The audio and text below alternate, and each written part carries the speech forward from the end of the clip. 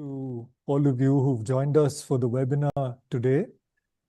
Very happy that you could come, and I'm looking forward to our next hour and a half together, along with Tanuj Shah, who's today's speaker. I think it's almost exactly 30 years since I first met Tanuj, when he was working at the Brockwood Park School in England. And in the summer of 1996, I happened to visit Brockwood, and that's when we first met. And since then, we've worked quite closely together, especially at Rishi Valley, and have a lot of other shared interests on which our friendship is based. So I'm really pleased that Tanuj has agreed to join us in this series of webinars. So Tanuj has been working with Krishnamurti schools for, as I've said, for something like 30 years, primarily at Brockwood initially, and after he came to India with Rishi Valley especially. But Tanuj grew up in East Africa, then moved to England, and his training was as an accountant. But then he discovered that his true calling was in education, and he developed a deep interest in Krishnamurti's thought, and that's an interest which remains very fundamental to his life and work even today. And in fact, I think that's perhaps where I'd like to begin today. But before I do, I'll just say that Tanuj and I will be in conversation for maybe between 45 minutes and an hour. And after that, we'll take up questions that you might have. At any point during the conversation, please feel free to type in your questions in the Q&A. You'll find a link to it at the bottom of your screen. And we'll take up as many of those questions as we can. So Tanuj, welcome. And I think I'd like to begin by asking you a little bit about your background, because it's a highly unusual background for somebody who's been working for so many years as a teacher and as a teacher educator. Your training was in a completely different professional area. So can you tell us a little bit about this transition that you made into education? What brought it about? Right. I think so I'll have to take the story a little bit further, go back to my Kenyan roots and talk about one particular institution in which I would say I grew up. So the institution was called Shishukunj, a very unusual institution for those days because it was actually dedicated to children.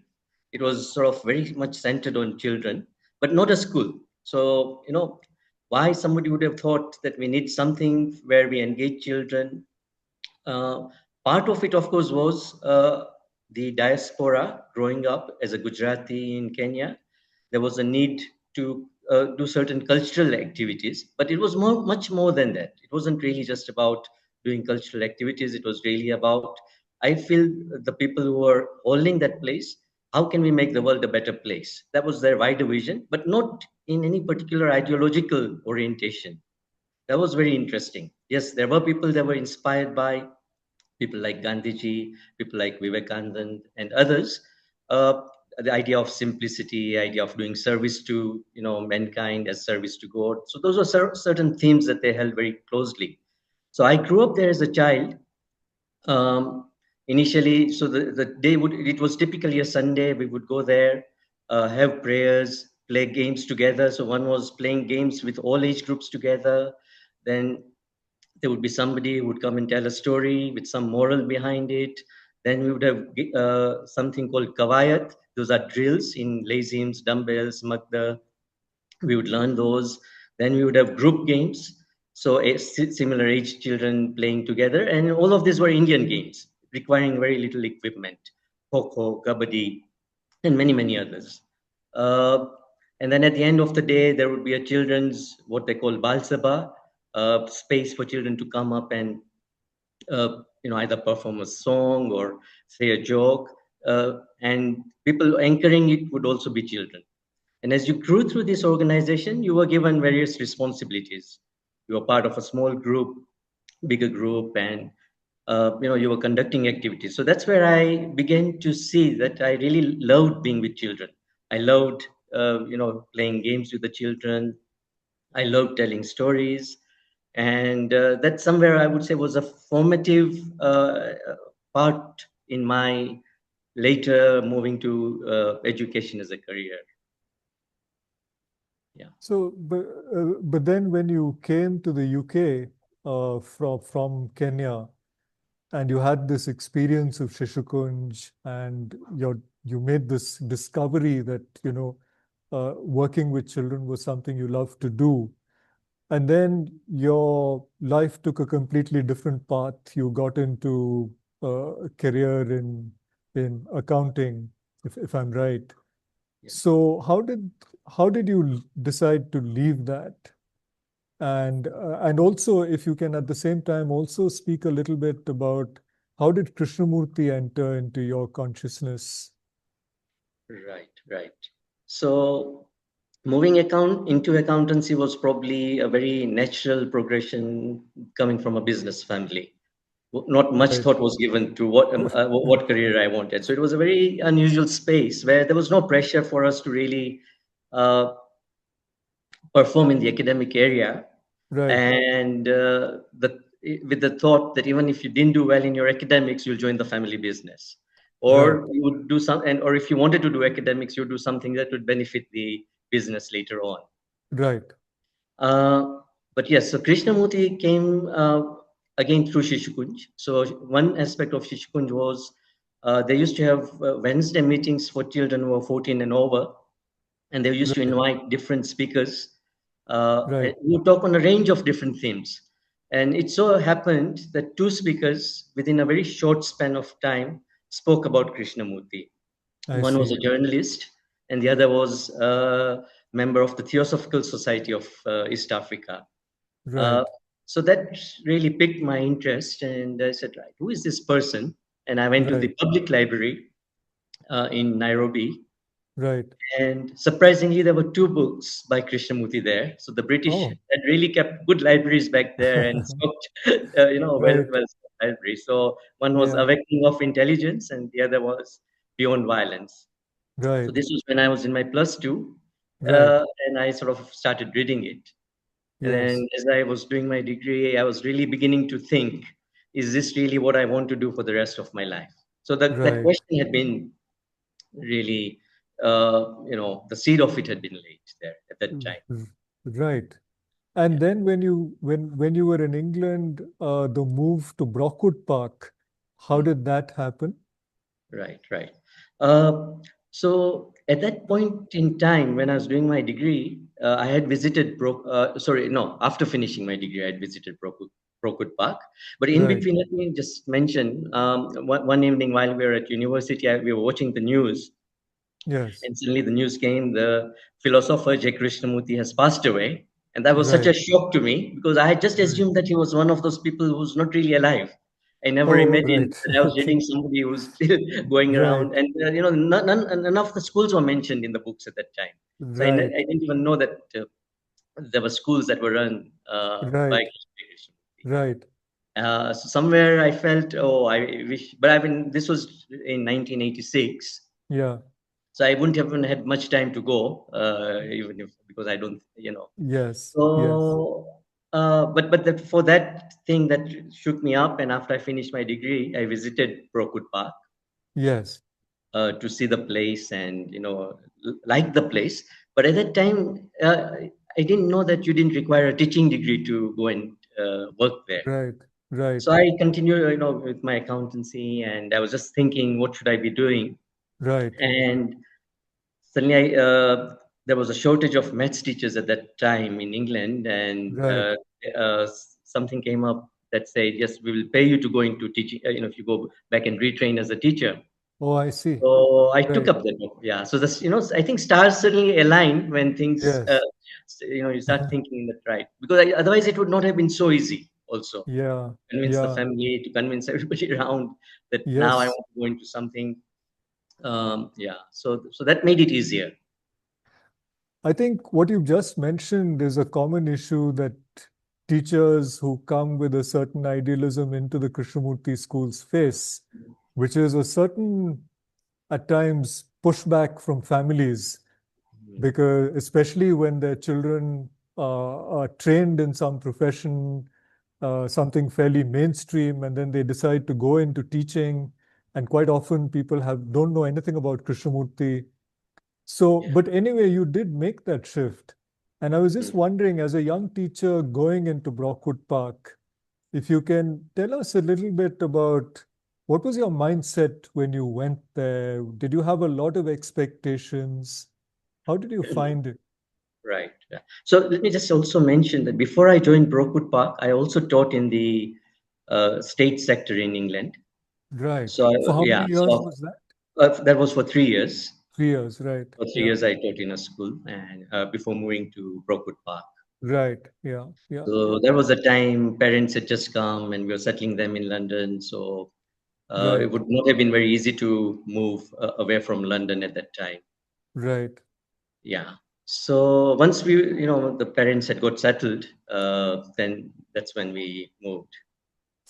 Right. And yes, so I think what one, unfortunately, the mind works in a certain way where you create ideas about what the place should be about and Oh, what yes. you expect when you go there.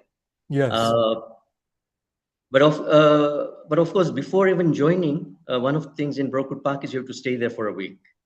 People are going Right. to talk to you, they're going to Prospectives discuss, and week. they're going to Right. sort of decide whether they want you to be part of that community. Right. So that one week, of course, allowed me to see the school, but of course, you don't see everything, at that time. Uh, uh, but it seemed pretty interesting. Things like everybody was involved, in looking after the place. So in the morning, for example, there would be something called a morning meet where everybody gathers for half an hour, either sit quietly, somebody wants to bring a poem or a song, or some piece of music to listen for everybody, then they would do that. So it was a very Right. nice, quiet start to the day. Then you would have breakfast, and after breakfast, for half an hour, people were divided into groups, and you looked after a particular area. So there was cleaning up that was being done, and that to me looked that the whole community was looking after that space. Uh, Right. yeah, so that sort of really fascinated me at that time. Right. Yeah. Yeah. But then when you went there and you went there, of course, with an interest, especially in mathematics. Mhm. And how did you find the academic culture at Brockwood? Was it rigorous? What was the sort of space that academics had in the school? Yeah, yeah. So now again, I had come from a state sector where there were certain ways of structures in which things had to be done. And Yes. then coming to this space, there was no guidance. You were left Yeah. to your own device. Look, it's up to you. You've got this set of students, and you do it the way you want to do it. Right. Yeah. Uh, Yeah.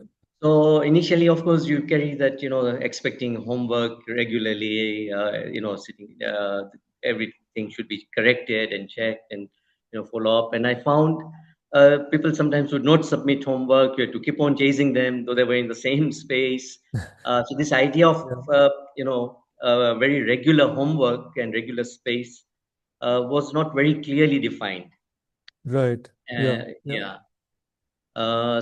Yeah, I would say so. And within the uh, uh, teaching part, also there were younger children who weren't sure whether they want to give an exam or not. So there was that option. Right. You could give the exam, you could not give the exam. Older Right. children who were doing A levels, that was pretty clear. So those were easy. Those were easy to Right. handle because they had a very specific goal. Whereas with these Right. younger children, things weren't very clear.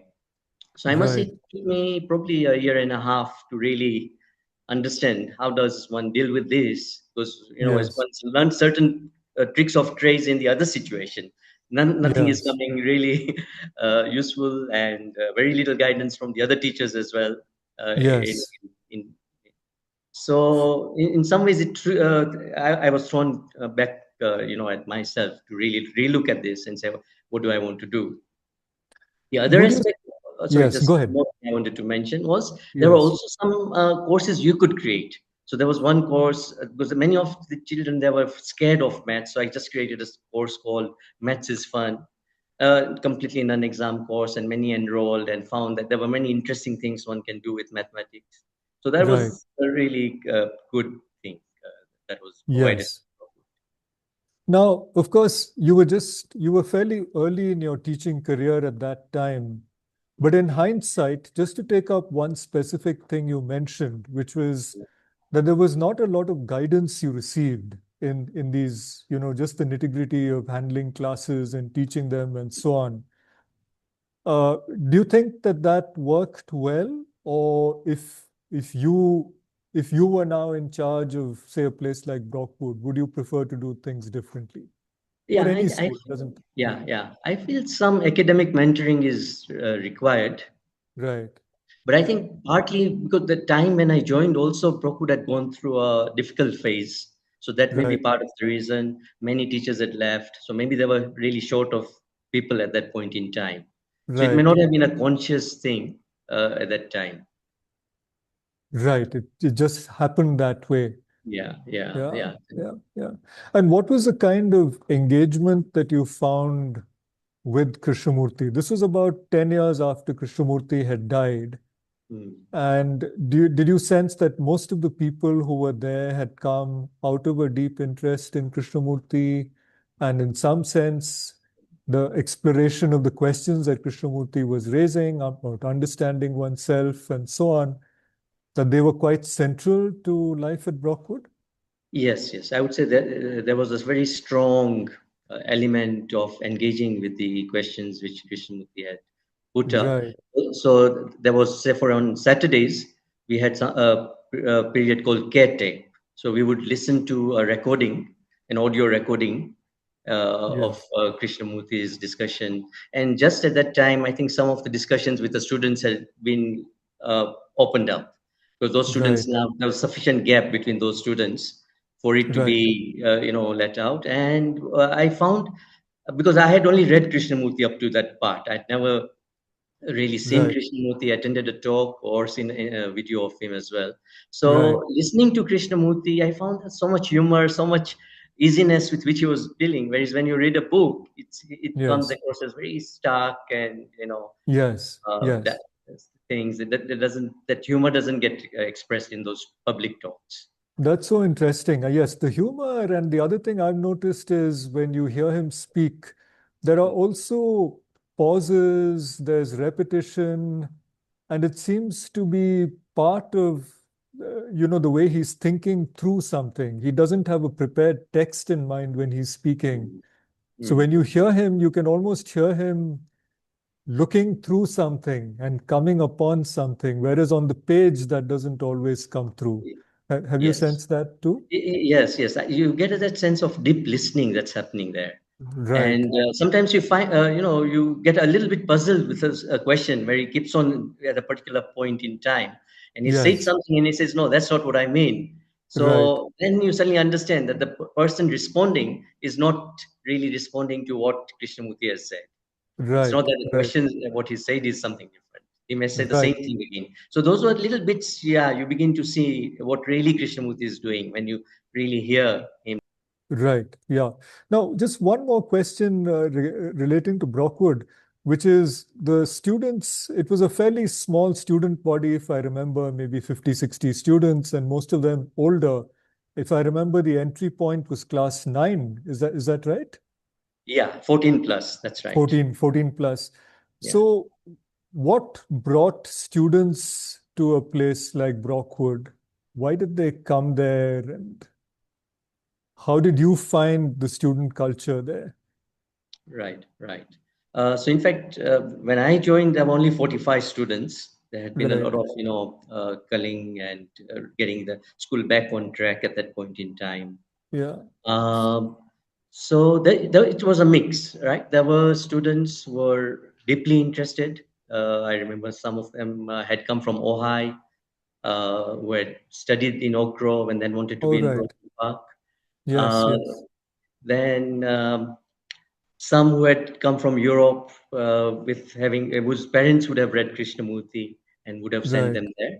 And then Right. there was some group of children coming from the Far East who felt their English would improve by being here, not Right. actually having a deep interest in Krishnamurti.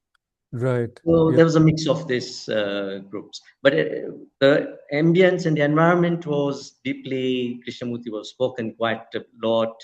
There were lots of forum for discussion. So apart from the caretaker, there was one Thursday or Friday evening. People interested would gather and have a dialogue. Then there were sometimes readings in the morning, or somebody would be keeping a Krishnamurti videos on the weekend and say, look, I'm keeping this up. Anybody wants to join me, please join.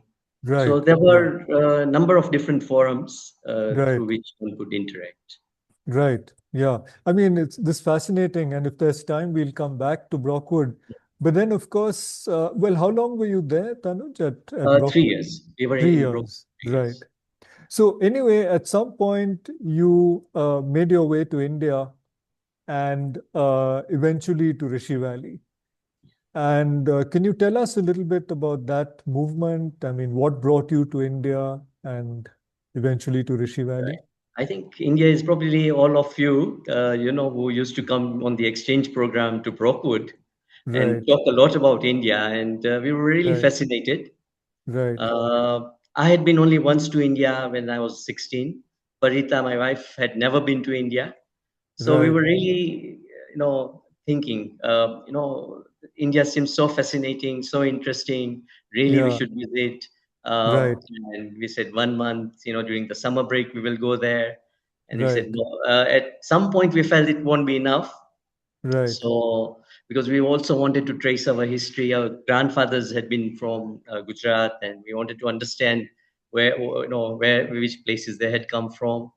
Right. Uh, so finally, we arrived at a decision to say, look, let's drop our jobs, Yes. let's put a backpack, and let's travel to Right.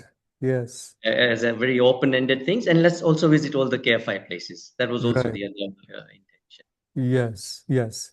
In fact, I think it was during that trip that I met you at Uttarkashi. You came to the Uttarkashi school and spent Yes. quite some time there with us. And but you were still traveling at that time. That's right. That's Yeah. right. But Rajesh got hold of us and said, "Look, can you spend Right. some Right. time?" And I think some couple of teachers had just left at that time. Right. Yes. Yes. Yes. So But anyway, eventually, of course, you joined Rishi Valley. You and Parita both joined yeah, there. yeah. And sadly, of course, you're now on the verge of leaving Rishi Valley. And it's been what, about 24 years, is 24 it? and a half years. Yeah, 24 and 24 a and a half. half years at Rishi Valley. So, so that's a long time. And can you tell us a little bit about what the experience first of moving to Rishi Valley was like? Again, what were the kinds of expectations you had and how were they met? Yeah, yeah. So as I say, one of the things you keep on carrying your previous experiences with you for a while. So Yes, one of the Brockwood, in some ways, Krishnaji had used this metaphor of a submarine, that you're in a right, space and you should be able to do any particular job. If somebody is right, not there, you right, pick it up. And in the 3 years I was there, I'd worked in the kitchen, I'd worked in the accounts department, in the infirmary. So you were sort of right, fully involved in everything. So right. it's, when one comes to a place like Rishi Valley, which Yes, is 10 times bigger in terms of space and in terms of students. Uh, yes, Same, idea doesn't work there. But, it took a while for me to say, hold on, I'm trying to get involved in too many things here. I'm trying to get my, right, self. right. And probably after a while, I felt, yes, I needed to relook and say, this is a very different space I am in. Yes, Uh, though yes, there were lots of similarities, lots of things that were there, but yes, the context, the space, everything, and the way things happened in Rishi Valley happened in a different way. So right. yeah, so there was space. Say compared to Brockwood in Rishi Valley, there was space for one to go deeper and create one's own things, and spaces were created for you to do things there. Yes, yes, yes, yes. So, but that if Brockwood is like a submarine, Rishi Valley is probably, I don't know, like an aircraft carrier or something. So vast place, so many diverse kinds of possibilities. I was Yeah. just wondering about this whole issue of responsibility, because Krishnamurti would speak about responsibility and not responsibility for any one thing, but just feeling responsible. Do you think it's easier to feel that kind of total responsibility for a place if it's a smaller place, rather than, in a big place like Rishi Valley, where willy-nilly you do become more specialized in your work? There's no way you can sort of get involved in anything. So just your thoughts on this issue of Yeah. feeling responsible, Right. and how Right. does size affect that? Yeah. Yeah. So in terms of doing, yes, probably Brockwood, you'd feel, yes, you're more responsible in that whole space. Right, And if certain things were not kept right and so on, you would address them. right, Is in this big space, you see so many things sometimes, certain things you would let go because there's just no way you say right. we need to address these things. So in terms of Yes, doing, but I think yes, Krishnamurti spoke about responsibility. It's like, he had a different uh, interpretation. I mean, there's a different thing behind because though he uses the same word, I right, think it's more of a feeling rather right, than doing. So I think right, sometimes we get caught between these two. right. Sometimes we feel the doing is the responsibility rather than that's this feeling, because he's also spoke you're responsible for the whole world. Now that's a very difficult Yes, thing. So I think yes, it's a feeling of responsibility is important, not right. that you are responsible for each and every part directly. Yes, So, yes, and what is this? And I think that's you're responsible for that bigger message. That there is something sacred, something important which one needs to really being yes, touched, and that can only happen when self-interest subsides. So yes, somewhere I would say almost, when it's the absence of self-interest that brings in this sense of this feeling of responsibility. right. So it really, that kind of feeling has very little to do with size or specific responsibilities, but something else, Yes, which the yes, place offers in terms of an engagement with this question of the self and so on. yes. Did you find, because you said that at Brockwood there was a lot of interest and a lot of people, there was a certain intensity with which those questions were being pursued. Mm, mm. And did you find that that was your experience in Rishi Valley as well? Right. No, not in the early years. So what I Right. found, in fact, was there were very few structured spaces Right. for this kind of thing. One was, of course, the culture classes where these discussions were taking place. Yes. Then there was a Sunday dialogue where those who were interested would come. Yes. And once in a while, somebody would call and say, okay, we're going to be discussing this. Right. Uh, so yes, initially there was a little bit of, I was a little bit puzzled that the same intensity with which things were happening in Brockwood were not being discussed in that way. Right. Then somebody mentioned that somewhere it's important to leave Krishnamurti behind, because I Right. think when Krishnamurti was here, probably in the late 80s, early 90s, there may have been Right. some reaction. It may have Right. people may have just started, sort of preaching rather than engaging. And if it becomes a preachy thing, where Right. you then it's not really Krishnamurti's engagement also. Yeah, Yes. and it's very Yes. easy. So it may have been because of that. But then Right. later on, over the years, now there are more forums. Teachers meet every week and engage with Yes. Krishnamurti. There's meeting with students every 3-4 weeks, Yes. together with the teachers. So more things have grown. So places also evolve, I think, depending on Yes. where they are at that particular point in time. So that's Yes. one thing I learned. Also, the point in time when we were in Brockwood Park was it was just come out of a fairly difficult space. Yes, you mentioned that. Yeah. Yeah. Yeah. And then Yeah. later on, when we had visited, Brockwood had a different flavor, a different quality. So I think our Yes. places go through ups and downs. They evolve, things, Yes. but they're alive. They're alive with these questions. Yes. Yes. So well, Brockwood Park and Rishi Valley are both Krishnamurti schools. among the 8 Krishnamurti schools. There are 5 more in India. And of course, there's the Oak Grove School in the US. And these schools outwardly, some of them look very different from each other. In fact, Brockwood and Rishi Valley themselves look very different from each other in terms of size, in some ways, in terms of culture, and so on. So, given that, what would you say is absolutely the essence of a Krishnamurti school? You know, if somebody walks in through the gate of one of these schools, what is it that they would experience, regardless of which of these schools it is? One is there's certain, it's not very difficult to put it in, it's very difficult to put it into words, but you Sure. sense a certain feeling. And I think that's what, so why did we get attracted to Rishi Valley? When we Right. visited all these KFI places and so on, Yes. somewhere when we just, entered the space, Yes. somewhere something told us this is a place we would like to come back and work. Right. Uh, and it wasn't particularly great times. In fact, out of the 7 days we were in Rishi Valley, 5 days it was raining. Uh, Okay. That's unusual. yeah, yes, Right. Yeah. that was very unusual. This Yeah. Yeah. so. Uh, so it was, yeah, so but there was something one could just sense with the people, the way they spoke with us, the way they approached us, the children. And Yes. in that week we had interactions. There was a certain easiness with which children were around, Yes. with which they could engage with questions. You could ask them things very easily.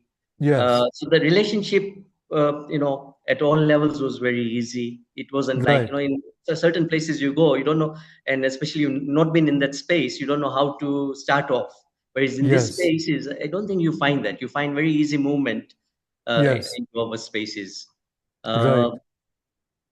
Uh, and then there are ways, things, the morning assembly that we Yes. have, the way we start the day, the way people sort of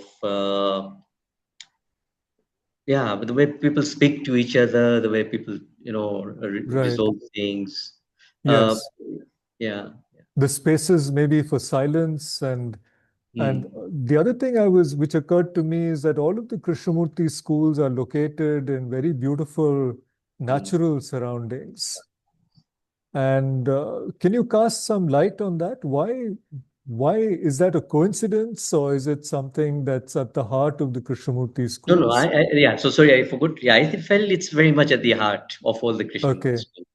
right, Nature somewhere, Krishna, you can see through Krishnamurti's writings. He writes so much about nature. Even in right, Commentaries of Living, he will start off with it. Somewhere he feels nature has a way of healing, a way of sort of just letting us be, and right, doesn't complicate the thoughts.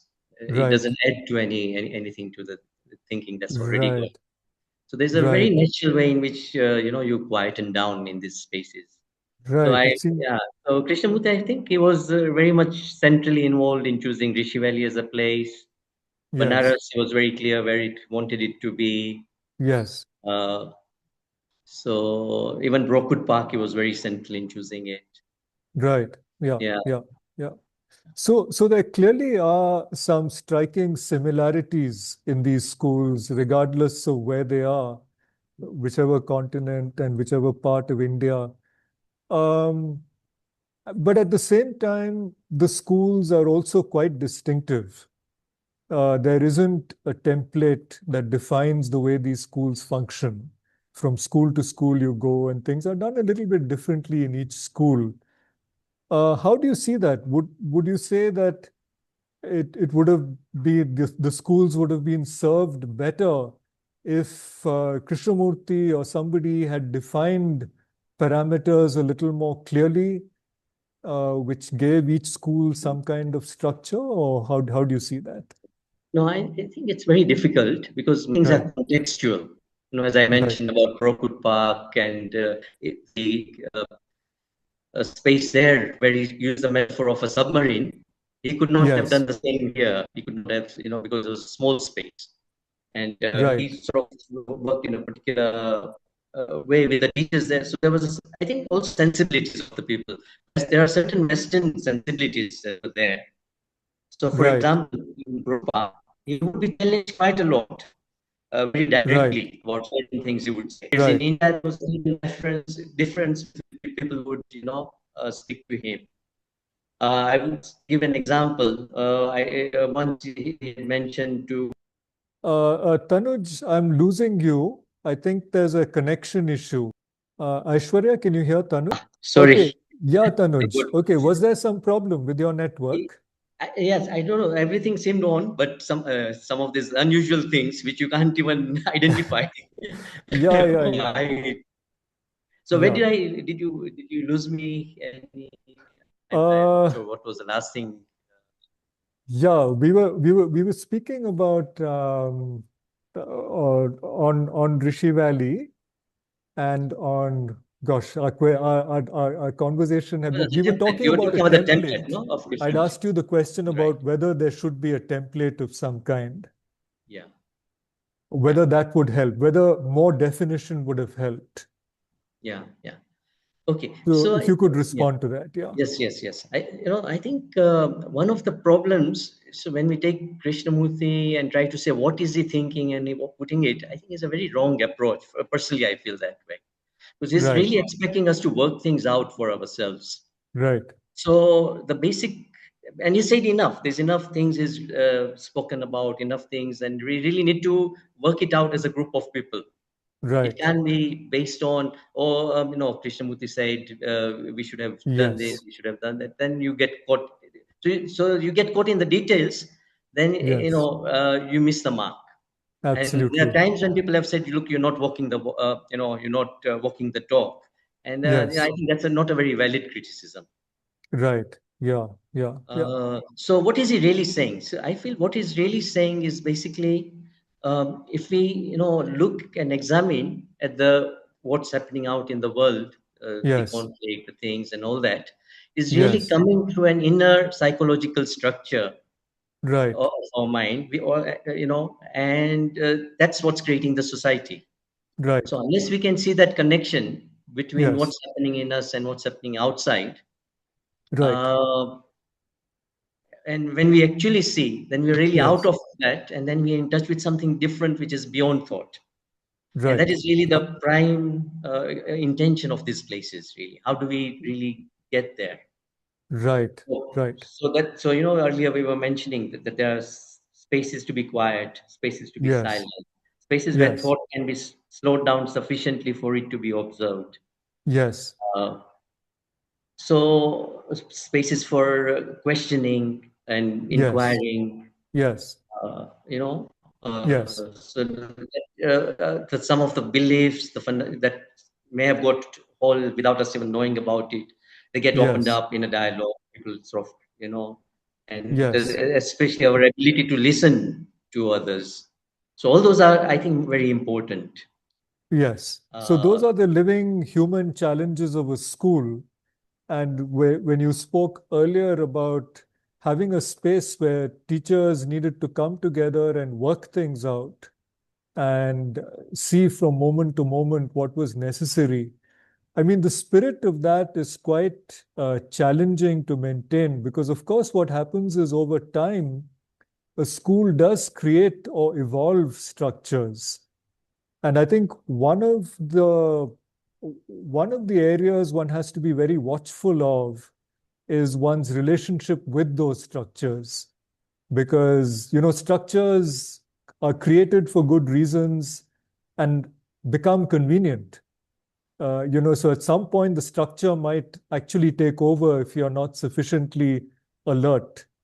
Would you say that this is a real issue? It's something that we need to watch it is out an for? issue, but what happens, is Yes, because in our places people come who want to engage with this, yes, we keep on tinkering with our structures. We right, don't let yeah, it sit. So over the 24 years that I have been here, we've yes, shifted many things around. oh Some yes, places will come back to after 360 degrees to the same thing also. That's yes, also fine. But at least yes, we're engaging with this. We're not sort of sitting back and saying, the structures are fine. So yes, some of the structures, if I can mention, one very good move was we used to have 35, 40-minute periods, moving yes, to a combination of 1 hour, 40 minutes, or block periods. yes, Really opened up things. So that was a Yes. good thing, Yes. that allowed us to. But there were other certain structures which we keep on struggling with. Yes. Um, and we keep on, so recent one, class 8, whether they should be back in the senior school timings, whether they should be with the junior school, keeps on, that question is an Oh, internal question. I that's think an in your old time it one. was in Yes. the, yeah. So we keep on, Yes. certain things we just keep on going round and round. There's no, Sure. probably there's no solution for that, but we would Yes. want to think that there is, Right. there's no solution in terms of a structural solution. Right. Okay. It requires probably something outside to engage with, and sometimes, so yes, so this is where the danger is. Sometimes we feel structures will solve a problem, Right. whereas it's really something which requires a deep engagement. Right. uh, Yeah. Yeah. Thank you. Thank you for that, Tanuj. I'd just like to move on now. I'm just keeping an eye on the time. We are yeah. about halfway through. And now, Tanuj, I know that you are involved very closely in a school which isn't formally a Krishnamurti school, though I think Shishukunj has had a great deal to do with it, a school in Bhuj. Can you tell us about what that engagement has been for you? This, with years working in a Krishnamurti school in various capacities, including senior administrative roles. So you've really sort of gotten your teeth into, the heart of these Krishnamurti schools. And now working with a school which wasn't founded on, on that kind of vision, at least maybe not, I don't know. Yeah. So can you tell us about that a bit? Right. Right. Um, so yeah. Tanuj, So I this was think a your school. connection, sorry, one sec, Tanuj, your connection is still a little iffy. Okay. But Yeah. I go just ahead got. and I'll tell you. So it just Yeah. said low network bandwidth. So I have a Okay, feeling right. the internet is fluctuating. Okay, yeah. Well, Yeah. now it's So okay. Go on, go on. right. Yeah. Right. Yeah. So there was a parent in Rishi Valley who was from Bhuj, Yes. and he, together with his friends, were really thinking that the mainstream, education, the way it was going, was not the right way, and Yes. they wanted to do something different, and they started in a small way. Yes. uh, and they had to sort of start from a apartment building, move to another place. But Yes. a group of people were really dedicated to saying, can we, explore education slightly differently? Yes. Uh, and At one point, he invited me to go to Puj just to go around. He showed me the school, and then he slowly put to me Yes. that, look, we do need some support. We need somebody to come and really get us a Right. space where we could really work. And I had friends from Shishikunj who had been now thinking, Yes. Shishikunj was just a Sunday school, but who were now thinking, look, we have enough understanding of children to start our own school, and they had been Right. pushing me for many years. And I had said, look, Yes. I'm working in Rich Valley. I cannot unless there's a group of people on the ground who Right. understand what we want to do. And somewhere all these things aligned at that point in time. And it Yes. so also happened I took a sabbatical from Rishi Valley that year. Yes. So we were able to take this project off. And the very first thing I said is the school has to be away from the city. It has to Right. be as in a very natural surroundings, Right. and that's how we started looking, found the space. Then we talked about the buildings. Yes. Sustainability was the next thing. How can we make buildings more sustainable yet aesthetic? We tried to get the things, rocks that were from the local area, Yes. things. So many small things started falling into place. At the Yes. same Yeah. time, when Rajesh came to Bhuj, we invited him and we had a 3-day workshop for teachers, parents, and even for the wider society to kick off. Sorry, Tanuj, you mentioned Rajesh. For the benefit of our listeners, can you just specify who you mean? Rajesh Dalal, who's unfortunately he's no longer with us. Right. He was very, he was a trustee of KFI, very passionate about what education should be. He was in Uttarkashi for many years. Right. That's where I had met him first, Right. and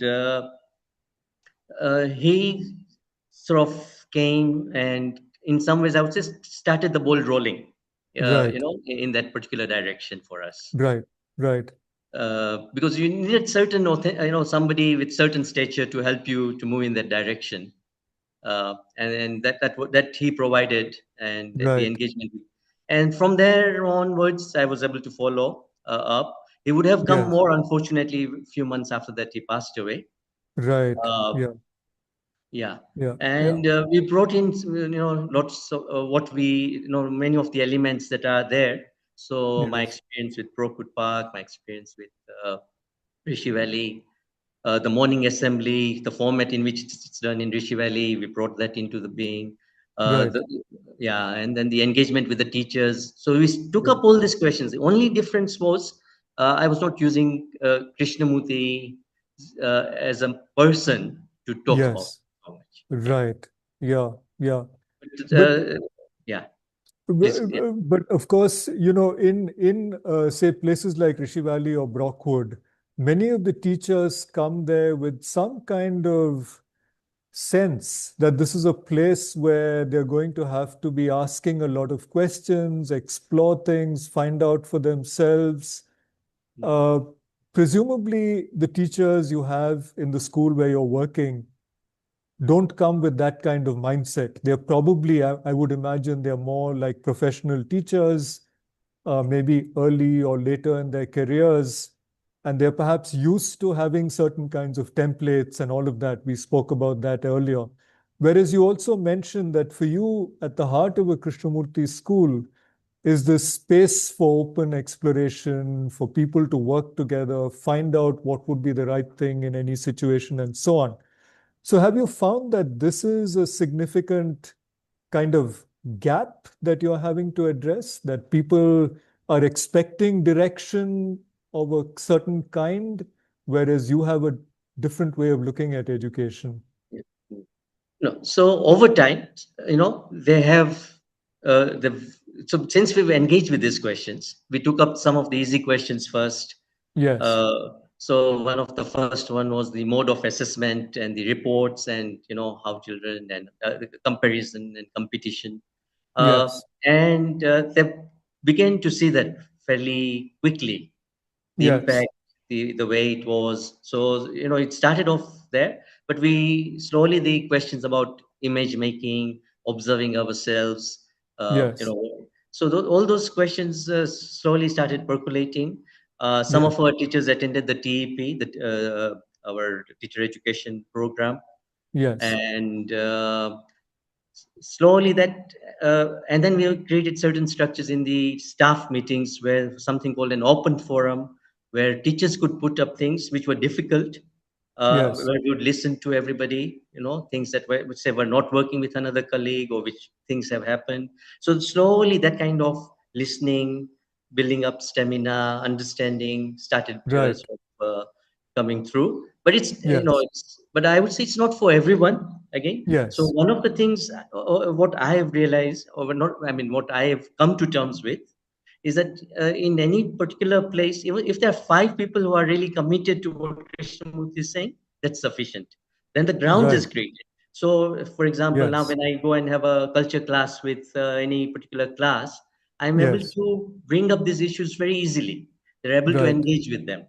right, Not every teacher will be doing it, but those yes, who are doing it, there is that opportunity to bring up this questioning, yes, and that happens. So for this year, we're introducing something called inquiry classes, much right, longer, 1 hour, and so right, slowly it's growing right. in that. That's really very interesting and heartening. The foundation is often asked why it doesn't found more schools, Mm. and there are various reasons for that. But then what you're describing is the way some of these ideas, which are central to trying to bring about Krishnamurti's vision as part of a school's praxis, uh, can come into other schools as well, given a certain number of people who are interested in it. So it need not technically be a Krishnamurti school. And yet, at its heart, there can still be that same spirit of inquiry and all of that. But anyway, I would like to take up maybe a couple of questions from the chat. But before that, one last question which I would like to put to you is, of course, in the last, for some years now, you've been very actively involved with the teacher education program, which is being run by the Krishnamurti Foundation. So this is a program which in its first year was an in-person program. And then, of course, the pandemic hit us, and now we have it online, twice, two batches a year. Uh, can you tell us a little bit about your experience there as part of the teacher education program? What do you, or let me sharpen that question a little bit. What do you feel are the most significant challenges we face in this whole area of teacher education? Okay, so the teacher education program we are running is Yeah, not that usual typical right, program of pedagogy and sharpening tools in how to handle children. It's right. the Krishnamurti angle that we Yes, bring to yes, what should be happening in school. So in these spaces, what we've found is that suddenly there is a space that has been created, which many people had been looking for, who had been right, maybe reading Krishnamurti or had been thinking about education in a different way, and they seem to have found a forum. So the right, number of people who be now coming, and it's largely word of mouth. This is getting through, and also now we're getting people from abroad also joining in. So right. I feel suddenly a very rich space has been created to Yeah, have discussion about what was really Krishnamurti talking about, right, when he was talking about education. right, And this is good because, as I said, when I also before joining Brookwood Park, I had lots of misconceptions. I had lots of ideas about what Krishnamurti was saying, and because there was no other forum, no other place to really bounce off my thoughts with anybody else. Whereas right. now this forum is providing that space. Many people are sort of beginning to find that space very valuable, and even after Yes, uh, the course is over, they form WhatsApp groups and keep in touch. Many groups meet regularly. So I think right. something very interesting has started in Yes. this area. Yes. In fact, one interesting thing is from what I know, is there are a fair number of parents of our schools, that is, parents of children who study in our schools, who are, who all have their own careers, but they seem to come in for this teacher education program. So it's not as if they are aspiring to become teachers, but they certainly are interested in understanding something about education and having this forum to talk about these issues. So it's quite atypical. Yes, yes. So there are these parents, then there are Yeah. young parents who've got Yes. young children and wanting to know how should I bring up my child. So that's another Yes. set of people who are also coming in. There are people who Yeah. want to start a school. So I mean, not many, but we've had at least 7, 8 people like that over the course who would Yes. like to start their own school and want to understand, Right. what Krishnamurti school is like. So Right. that's another opening for them. Right. Yeah. So now let me take up a couple of questions. Let me also remind everyone that if you have questions, please do type them into the Q&A. So here's a question which I thought is a nice place to start. If is running Krishnamurti schools a lot of hard work, or is it something that takes place quite easily? Right.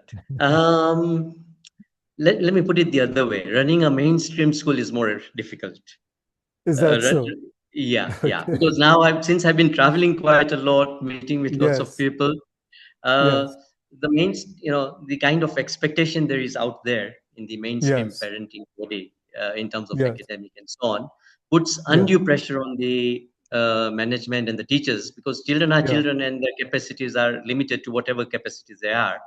But Yes. parents have very high expectations. So there, that's yeah. So relatively, I would say it's easier relatively. But running a school Right. is difficult. Running a school involves so many things, Yes.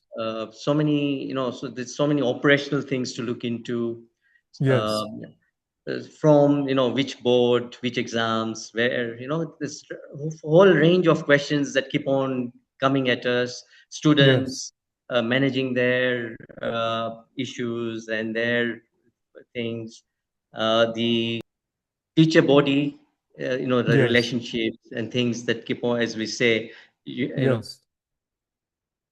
as human beings, Yes. we fall into these traps. We have issues. So there's so many things, that are happening. Yes.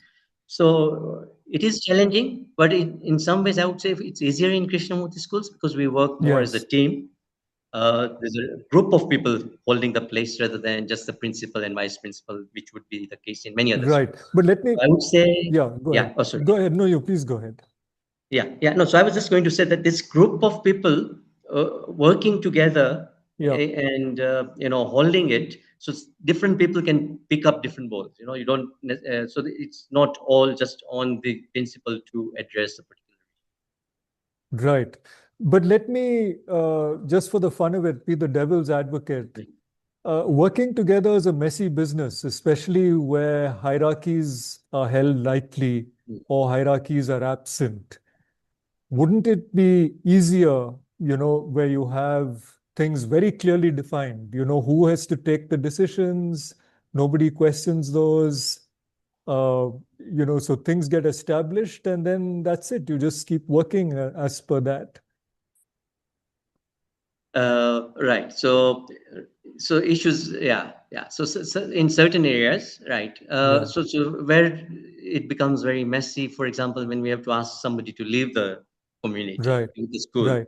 that's not Right. an easy decision. No, different people Yes. will have different uh, viewpoints on this. Yes. Whereas in a typical school, uh, you know, okay, I hope I haven't lost my internet. No, we can hear you at the moment. It keeps breaking slightly, but right now you're clear. Right, right. So, in a typical school, there's things you commit a particular thing 3 times, and you're asked, the letters, and then you're asked to leave the school, and there's no emotion from the school side. Yes. Whereas for us, whenever we have to ask somebody to leave the school, it's not an easy thing. So those Yes. those are difficult things. Those are not very Yes. easy things. Yes. There, one Yeah. would sort of just want a very clear, defined thing, Yes. and sometimes some teachers feel, look, this person shouldn't be there. Yes. Some feel, no, we should not let go of them. Right. Yeah. Yeah.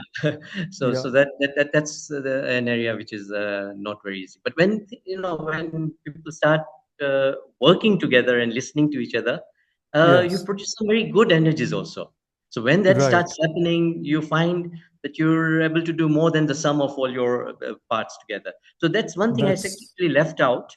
Krishnamurti yes. had spoken a lot about working together. Right. In some ways, I think it was at the core. One of his last meetings with teachers in Rishi Valley Yes. really was, what does it mean to work? I mean, and that was not the only time. I think every year he would reiterate the same thing. Uh, Yes.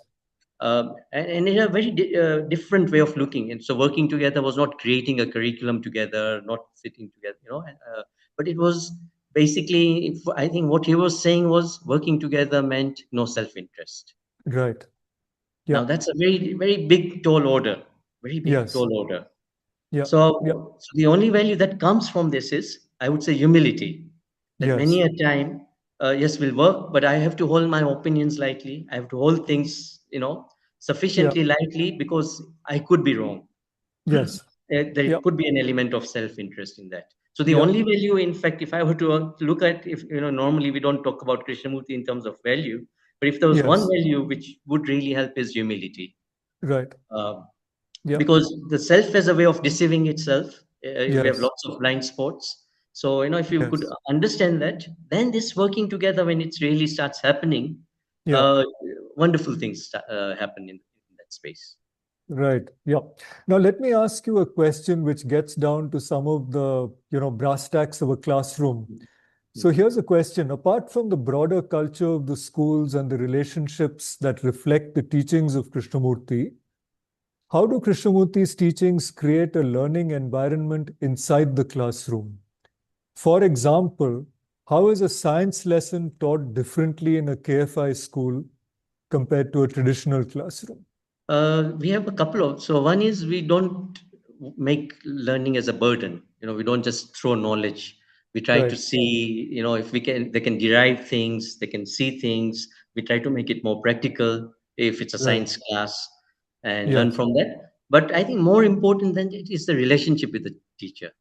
Right. So what tends to happen in a lot of other schools, teachers generally tend to want particular outcomes from students. They Yeah. want, and they enjoy when children get the concept that they are teaching, then they have better relationship with the students. Whereas Right. here it's not connected to whether the child is getting it or not, whether the child is Right. understanding. There's a much deeper relationship. So I would say that sort of marks out, Krishnamurti school in some ways, that there is a relationship which is not based on how well a child is doing. Right. Yeah. Yeah. And since the question was specifically about, or as an example, the questioner has taken a science class. So would you say also that we would definitely try to find ways to bring direct experience into the classroom so children are, not learning primarily from secondary sources, though of course they have to at some point. Would that Yeah. also be part of it? I suppose there'd be Yeah, yeah, various yeah. That could be. pedagogical. I mean, there are many elements, and we don't have the Right. time to go into all of that. But Yeah, I yeah. would say one of the things is where you draw the children out rather than Right, telling the children, so it just doesn't become a knowledge. It's right, something that's they've processed, and then it's sort of gone in. So a right, certain kind of learning. right. We've Uh, experimented in Rishi Valley in some areas with yeah, self-directed learning. yes, So where the teacher is, not driving, it's the children who are driving the learning. right, And again, there are many, many elements in that, but which gives the teacher a space to understand the child much better. right. Yeah. Now, I would like to ask you another question in a similar direction, and it's in your area of expertise, especially as a math teacher. Many students, this is the question, many students have a fear of mathematics. How is the subject delivered in KFI schools? What is your personal experience of teaching math? Many say, what is the use of learning math concepts which a common man will never need? So, multiple questions here about fear, about how it's taught, and Yeah. about this perception that a lot of the math we learn is useless. Yeah. So I had taught in England before coming to India, Yeah, and when I looked at the Indian curriculum, yes, it was very dense. It was very heavy with lots of identities to be memorized, lots of things. Whereas yes, the British curriculum was much lighter. right, On things. It was more conceptual. There were lots of investigations which yes, actually could come to, So yes, yes, so somewhere, sometimes, so I would say an intelligent teacher may ignore certain things. You don't have to teach everything which is yes, there in the textbook. You don't necessarily need right, to, except when you're in the exam class. So one needs right, to, so a teacher would need to know what are the prerequisites that will require them to clear an exam, because that's one goal. But yes, more importantly is, how do you find things in which children really find the subject interesting? And right, that is, a subject can be interesting. There are lots of very interesting things, patterns that can be discovered. And generally, when children discover things, when they connect things, uh, yes, they're more, so there's less fear. And yes, you try various things. So one is this idea of everybody has to keep up with the same pace. Sometimes that yes, can be a little bit of a, yes, for those who are slightly slower. So this is where the self-directed learning modules came in, yes, where children, there was a whole template. Children could, they knew what things they had to pick up, what things they needed to do, but they could do yes, it in the order they wanted to do. And one of right, the things that we noticed was when they had this common experience of having engaged with this, and then we yes, had discussions about the same thing, more children were participating, because ah, now not only the fastest ones could do, because everybody had right. already got some common ground through which they could participate in this That's exam. so interesting. But here's another question which is sort of related, again to this thing of fear and especially mathematics. If fear is in fact one of the subjects that's most feared, what do I mean, mathematics is one of the subjects that's most feared. What do you see as the root causes of this fear? And what can teachers do differently to address it meaningfully? Now, you've already spoken about some of the ways by which it can be addressed, but this question of the root cause of fear of mathematics. You're right. So one of it is the hierarchical nature of maths. Yeah. The concepts previous for a new concept, you need some previous concepts which may not have got well embedded. So you struggle Yes. thinking you've got that. Uh, the Yes. amount of time. Now, one of the things is some children are naturally talented in maths. They get it, things very Right. quickly. Some Yes. children take a little bit more time. So, you have giving that space, different children, different space to Yes. engage. Now, that's not easy. In Yes. other subjects, yes, children can pick and, engage very easily. Or Yes. saying humanities, somebody may not have engaged with a particular uh, portion in history, but the next class they could, because it's nationalism and they had understood, or they have more connected with it, so they're not out of it totally. Whereas in maths they get out of it Yes. totally, and then Yes. you don't know, it almost seems magical. Sometimes it's working, sometimes it's not working. So a good Yes. teacher needs to develop good diagnostic tools. Yes. uh, so one of the things that we've been training our teachers in Bhuj, how to diagnose children's mistakes, how to Yes. give children, how to build this idea of children learn from their mistakes, children Yes. identify also. So you give certain sense of certain times when children are assessing their own work, they are Yes. engaged with that. So so you need to have lots of different things for it to work. But if a Right. standard class where everybody is going at the same pace, you're moving on to the next concept, some children have not really understood that, they're going to be left behind, and Right. then they're going to Yeah. feel more and more. Yeah, and then, though we say no comparison, they do start feeling, look, I am actually very slow in this subject, I'm not. So now a good teacher would engage with the children, have discussions about this as well, right at the beginning, Right. say the pace is not very important. It doesn't mean, Right. getting it, it's the understanding, and creating spaces for that to actually happen in the class. Yes, I mean, what you're describing sounds like a very enlightened way of addressing, every child in the class. In fact, there was one question in the chat about how do you ensure that you're actually reaching 100% of the children in the class. But here's a question which is related to this. When introducing new educational approaches or changes in teaching methods, how do you build trust and effectively communicate with parents who may be more comfortable with traditional systems? Right, right. So we've had, because this is what we faced, of course, in the Bhuj school, where we were, Right. working. Initially, Yes. the parents had this idea that if you didn't cover something in what's there in the textbook, children are going to Yes. miss out in the next year. So we had to have a Right. discussion. We had to look up what really is this chapter saying, Right. how relevant it is to the children's lives. What if they don't Right. learn that? So we had to have discussions, and now they're mostly on board because they actually see it. uh, you know Yes. so you have to have dialogues, you have to meet up with the parents, and you have to pick Yes. up actual things and show them, look, covering content of a textbook is nothing great. There's so many things to Right. learn, and that we've actually thought to. So they need confidence that as a school we have actually Yes. given a lot of thought to what is really the way we're planning. Right. But I have found, and I'm sure you have seen this too, that even in the Krishnamurti schools, this remains one of our biggest challenges. And this is even with parents who are quite committed at some level to the kind of education we have. They've put their children here because it's a Krishnamurti school, because we don't use fear, comparison, pressures of various kinds. And yet at some point, parents also begin to get anxious, and the same parent who's talking about things in a certain way when the child is in junior school Mm. starts speaking a different language when the child is, entering class 9 and so on. Yes. So it isn't easy. Yeah. No, no, it's not Yeah. easy, because so Yeah. this is where I think another kind of dialogue needs to happen, Right. because the parents are also caught up with that same social structure. They're caught Yes. up with comparison, competing. That other child Yes. has done this. This is where they are. This is, Yes. what if my child doesn't get that? They're going to, be left behind forever. What if this? Yes. So has to be a parallel dialogue about Yes. the way the society is, the way the structure is, and what is very important for a child.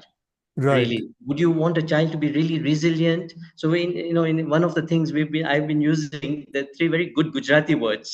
uh, Right. there's something called Fause, Gamse, Chalse. What it means is, in whichever situation I am, I will accommodate to that situation. I will like it, Yeah. I'll enjoy it, Right. and I'm okay with anything. Okay. Now, if a child has that attitude, Right. even if they don't have much, they'll be happy. So Right. I think we sort of shift the paradigm that Yes. what really will make a child happy. Yes. Uh, so minimal needs, not needing things, but enjoying, being engaged, active, responsible, relating. So, so Right. that's where we need to bring that. And then we say, look, Yes. if this is the important things, in the exam, they will do to whatever capacity they have. You can't make them do Yes. better than what their capacity is, but you can make Right. them do worse by your anxiety. Yes. You can make them, fall behind. You can do damage. They can, feel depressed about things if you don't have the right Yes. relationship. So I think all these things have to be there in the conversations with the parents. Right. In fact, this whole space, the need for engagement with parents seems to be so fundamental to the work we do in these schools.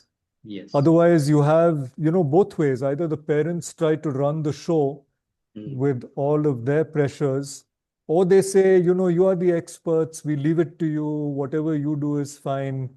Yeah. And, that doesn't work either, because, of course, finally the Yeah. children Yeah. are Yeah. part Yeah. of society. That's right. And behind our backs, of course, they do the other thing. They'll send them for tuitions and so on. When they say you do what they don't really truly mean that also. Yes, yes, that's right. Yeah, yeah. So let me slightly shift the ground with the next question, which has to do with teachers. How do you manage uh, staff with different levels of preparedness in Mm. understanding the values and teachings of Krishnamurti? So I think, like all our schools, we have a very strong orientation program at the beginning of the Right. year, and Yeah. that's really used well. Yes. And then regularly in between, alternate Saturdays when the children don't come, those spaces are used for engaging Yes. with teachers. Yes. We've also documented certain things now so that it's easier for new teachers to come and understand the philosophy, to see what we're Yes. trying to do. One doesn't have to sit all the time with the teachers. There's Right. something which they have, they can read up and then they can have questions about it. Right. Um, in terms of the curriculum, what we've created certain things which we put there, we expect the Yes. teachers to follow that. Right. So, see, the space in which English is not a first language, hardly spoken at home. So we've got a Right. program called English as a second language, with which we start. Yes. We don't start with, and our teachers have been trained in it. We have enough Yes. documentation to. So if a new teacher were to come, they could, by looking at what's happened, they would be able to follow. And there's a Right. mentee to help them go through. So we've Right. but I would say the top, it's a thin 5, 6 people who are holding the place. Right. Yeah. You mentioned earlier that you felt that if there were five people who were serious Yeah, about the intent, yeah, then you have a certain core and things can yeah. flow. That's right. That's right. Right. Yeah. Just out of curiosity, how did you arrive at the number five? Uh, I think Krishnamurti has been talking. If 5 people looked at it and did this, they could change the Okay. culture of the world. I Okay. don't think there's anything, There's nothing magical special about about it. this figure. Okay, okay, yeah, okay. That was on a lighter note. Now, anyway, here's another interesting question. The questioner says, I've been thinking about something that real education is probably about understanding what genuinely interests a child, something that keeps them engaged naturally for long periods. If that makes sense, I was curious how KFI looks at this. How do you figure out each child's interests and how do you support or nurture them over time? Would be true if you have a child right from a young age, 2, 3 years, where very young children have a natural way of learning, and you sustain Yeah, that. But yes, our children come at our places much later, five, yes, six, 7, 8, where they've yes, already got conditioned, where they've already got used to certain ways of. yes, Uh, so I don't think there's any magic, So I think the space gives them to unlearn. I would say, just being yes, in that space, playing around. There's no outward pressure to drive them into any particular direction.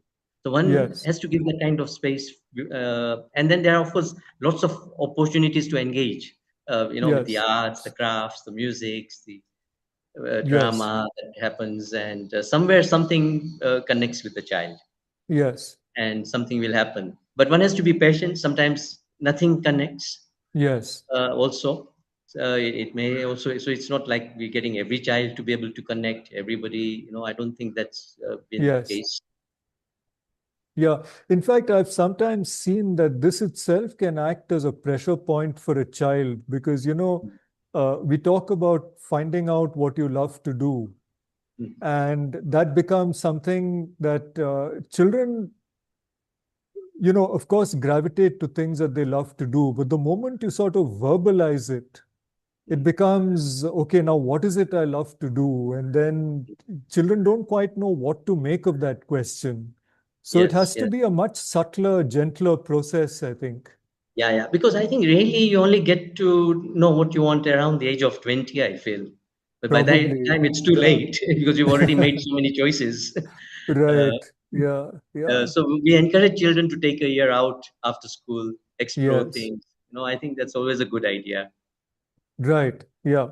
And I suppose maybe children realize from seeing, say, people like you in the schools that it's always possible to move. You might commit yourself to one thing, you might be trained in some area, but that doesn't mean you close the question of what it is that means the most to you, and you Yeah. might shift. So, Yeah, yeah. So I think there are many people like this in our places. Many yes, people, having come from different backgrounds, having, yes, changed later on. So I think yes, that's one example they see. In fact, I remember one yes, of our old students saying that that's what yes, inspired me the most to do something very radically different. right. Yeah. Seeing people come from various professions and Yeah, finding their calling as teachers or finding yeah. a new calling as teachers. There's a follow-up question to the last one about children's interests, which is what should our role be as parents in this whole area? Yeah, so I think really giving children a certain sense of freedom, not pushing them in, but also creating environments, Yes, through which they can engage, taking them yes, out for a nature walk, taking them to see something, yes, having, some crafts which you're working on, or you work together with your child. And yes, over time, you see children engaging in different things, and you yes, figure out what your child seems to engage more with. yes, Uh, yeah. So as a parent, yeah, but one has to be very watchful that our tendencies or what we would want to happen to child doesn't get translated right, there. Yeah, yes, yeah. yeah, that it's actually an open space where the Space, child but can we have to create discover. environments. So I think that's important. We have to Right, create spaces. So at certain space, you are reading together with the child. Child gets interested in reading at their own time, but you're reading out a story. Children love hearing stories. Then they get yes, interested in some symbols that mean something. So it yeah. happens pretty naturally there. Yeah, yeah. One more question relating to parents, and it's slightly distinct from questions which have come earlier. In your experience, what has actually helped parents move closer to the school's philosophy? Not just intellectually, but in how they see their child and how they see learning. Yeah, yeah. So I think the most important way they've seen is that the way that their children have changed, the way their children Right, articulate certain things, the way their children start talking about it, looking at the world, their worldview. right, So there have been many times I remember where parents have come and said, "Look, I see our children really shifting, and I see we are right, learning a lot from the way they are changing." right. Yeah.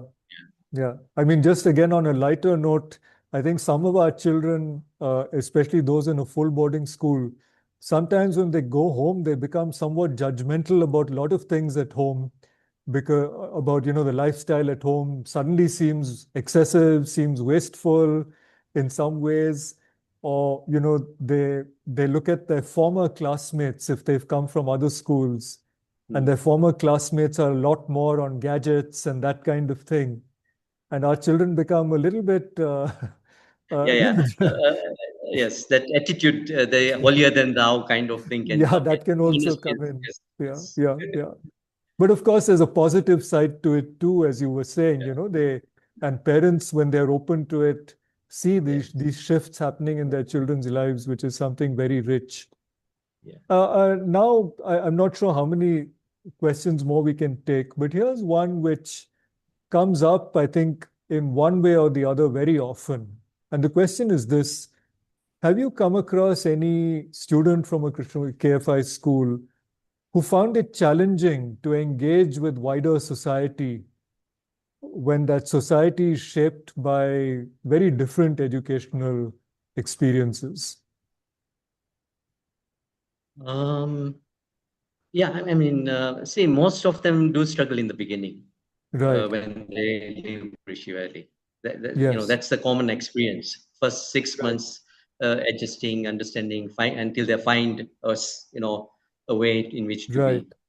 Yeah, but Yes. I'm sure there must be some who also never, adjust to that, find it, Right. difficult. But I don't know anyone personally. Yes.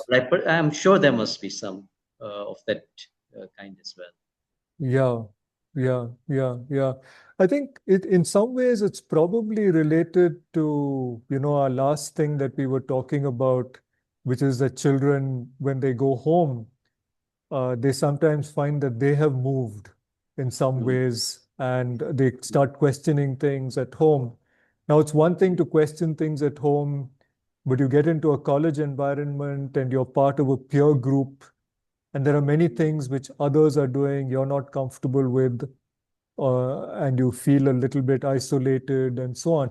So these are real challenges, but I would hope that, by the time they leave school, one is that they have a certain amount of inner resilience. So Mm. even if there are difficulties, they find ways of working through them, realizing that, there are no easy solutions to some of these issues. Uh, uh, I mean, life is challenging. It's challenging Yeah, whether it's yeah. outside a Krishnamurti school or inside a Krishnamurti school. Yes, It's not that in the school there are no problems. yeah, yeah. But yeah, so but one of the things they find difficult is that the lecturers are not so accessible. The teachers Right. were very accessible. That Yes. they find painful. So in Brockwood, we used to have a course called Life After Brockwood Park. Yes. There was one very so in the last year when the children were going to be there, they would take up this course and go through many things where whatever some of the challenges they may face. Some Yes. alumni would have been invited to talk about how they adjusted and so on. Yes. And I think in some of our schools we do have, but I don't think a very structured program is there. But we Yes. do talk to the children in some ways, Yes. uh, or what to expect after leaving this place. But no amount of talking is really going to be enough until you are Yes. actually in that particular situation. Yes, of course. Yeah. Yeah. Absolutely. In fact, that's one of the things we have to recognize, that finally the children are going to leave and they're going Yeah. to have to make their own way in Mm. But one in good thing learning. I've seen in recent times, because of the social media, they're connected to their friends. So that becomes Yes. a support group. They talk to each other. Yes. They get, what do I do now? I'm in this situation. Right. I'm facing this difficulty. Right. Yeah. So that's a nice sort of segue into maybe the last question that we'll be able to take up today, because you're seeing how social media become a supportive sort of space. Now, here's a question. Children are children wherever they are, but there is a growing feeling that children of this era are different, perhaps post-pandemic. There is the effect of society, culture, media, etc. But can something change fundamentally? So one of the things recently I was in Uttarakhand in some rural areas schools, Yes, and they're facing the same issues as the urban schools are facing. So right. what social media has done is sort of leveled. Everything is accessible through the Yes, devices. yes, The same kind of things, aspirations, and all kinds of things that are there. So earlier there was a difference right. between the way you would be in a rural school and the way you would interact with those children and the way you would be in an urban school. Suddenly that space is gone. Yes, Um, yes, yes. yeah, yeah. So So, it yeah, is. go ahead. Yeah. It is a challenging No, no, thing, go ahead. but I think, but it is Yes, not. It is not. I think it's still the relationship which we were talking about, which our KFI schools, which is at the core of our schools. If that yes, relationship is there, and if you are non-judgmental about these things, children will open about what they're doing on social media, what they're doing, and then we can question them, we can ask things, and we take up issues. So one area, so I think the 12 to 15 age group is difficult, because their right. sense of self is created by what's outside, and the Yes, pressure from social media is really amplifying that. And I think yes, that area needs a lot more discourse. We need to talk about it, but first we need to even find out what are they really doing, what are they up to, what's happening, because we're yes, now really far removed from their lives in some ways. yes, yes, So I think opening them up first, understanding, and I think children are intelligent to see yes, through these things also, if we have yes, conversations where we are not passing any judgments. right. So, like in so many other areas, again, this need for teachers to, uh, go out of their way to actually try and understand the world. Now, many of us, of our generation may not be drawn naturally towards social media and the various things that are possible on it. But if for no other reason, because we're working with young people, we can't afford to be ignorant about it. We have to know what's going on in order to be able to connect with children and as you said, address these issues in a non-judgmental kind of way, create a listening space for them, and so on. Yeah. Yeah, so just to give an example, Yes. Bhuj used to be in some ways a quieter space, not a certain culture about there was a certain culture, people used to know each other. Suddenly, Yes. children are speaking language which is not appropriate. Right. Now the teachers don't know how to handle that. They're not able to Right. see Yeah. that this is just an influence. It's something they've seen and it's coming, Yeah. and it's not the children themselves. So this is where Yes. the teachers also need education, because Yes. their sensibilities are suddenly being shaken up. I said, Yes. the world is different. What you heard, what your parents said was right or wrong. It's Yes. not the same thing now. Yes. So I think teachers need to be educated first in terms Yes. of how to Absolutely. go about this. Absolutely. Yeah. Yeah. I think that's a really good note on which to end. The fact that as teachers, we need to be educated, and that's so central. In fact, one of Krishnamurti's books, which came out, has been given the title Educating the Educator. That's so central to our work. We don't go in as experts, and it's a constant need to educate ourselves. So we'll stop here, Tanuj. Thank Yeah. you so very much. Yeah. Just a couple of things I'll respond to from the question. Someone has asked where the school is where you're working. So that is in Bhuj. That's Bhuj, BH, Gujarat, yeah, Gujarat, Kutch. BHUJ. And some people have asked for information about the teacher education program. So I'll just say that, if you just do a search online, Krishnamurti Foundation India Teacher Education Program, you'll be able to find it quite easily. Mm. Um, and also, in case you want to watch a recording of this webinar or of any of the earlier webinars, you'll find it in YouTube on the Krishnamurti Foundation channel of videos. So thank you, all of you who came here, and thank you for the questions. And we look forward to seeing you another time. Thank you so much again, Tanuj. Thank you, Siddharth. Thank you. Yeah. Okay. Yeah. Okay. Bye. Yeah. Yeah.